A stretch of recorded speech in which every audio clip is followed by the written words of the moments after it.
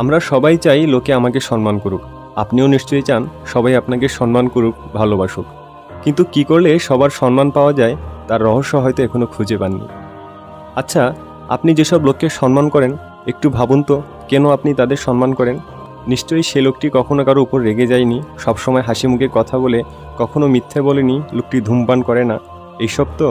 তাহলে তো খুব সহজেই আপনার জানা হয়ে গেল কেন মানুষ মানুষকে সম্মান করে, ভালোবাসে। আপনি যেসব কারণে মানুষকে সম্মান করেন আপনি সেই গুণগুলো নিজের মধ্যে আনার চেষ্টা করুন, তাহলে লোকেও আপনাকে সম্মান করবে, ভালোবাসবে। কোনো লোক শুধু জ্ঞানী বলেই সবাই তাকে সম্মান করে না। আপনাকে ভালো ব্যবহারে একজন হাসি মুখের মানুষ হতে হবে। পৃথিবীতে এক এক দেশের এক এক ভাষা, কিন্তু হাসি এমন একটা ভাষা যেটা পৃথিবীর সবাই বুঝে। বোবাও বুঝে, শিশু থেকে বয়স্ক, পৃথিবীর সকল মানুষ হাসির অর্থ বুঝে।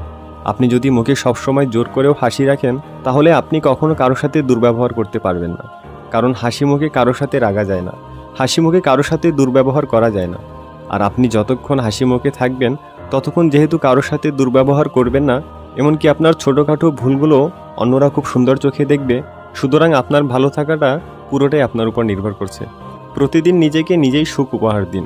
মানুষ সুখের সন্ধান করে। আমরা সুখ খুঁজি লটারিতে পাওয়া টাকার মধ্যে, আমরা সুখ খুঁজি একটি চাকরি পাওয়ার মধ্যে, আমরা সুখ খুঁজি ব্যবসায়িক সফলতায়। সুখ কি আসলে খোঁজার জিনিস? সুখ অনুভবের বিষয়। সুখ খুঁজলেও সারা জীবনে আপনার সুখ পাওয়া হবে না, সুখকে অনুভব করতে হয়। হয়তো ভাবছেন বাইরের এত সমস্যার মাঝে সুখ অনুভব করি কিভাবে।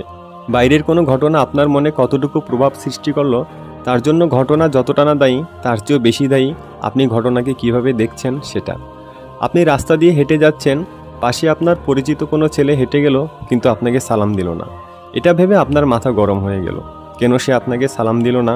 সাধারণ একটা সালাম না দেওয়ার বিষয় নিয়েও আপনার মাথা গরম হয়, আপনি রেগে যান। অফিস থেকে বাসায় ফিরবেন কিন্তু রিক্সাওয়ালা ভাড়া 5 টাকা বেশি চাইল বলে এখানেও আপনার মাথা গরম হয়ে গেল।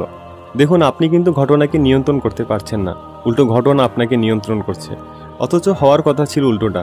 শুধু তাই নয়, বাজারে জিনিসের দাম বেশি কেন, রাস্তায় এত জ্যাম কেন, গাড়ির হর্ন এত জোরে বাজায় কেন, আপনার ছেলে মেয়ে A+ পেল না কেন, A+ পেল কিন্তু ফার্স্ট হলো না কেন, এরকম হাজারটি কেন আপনাকে অশান্তিতে রেখেছে। আপনি চাইলেই পুরো পৃথিবীকে নিয়ন্ত্রণ করতে পারবেন না, কিংবা পুরো পৃথিবীকেও আপনার মতো করতে পারবেন না।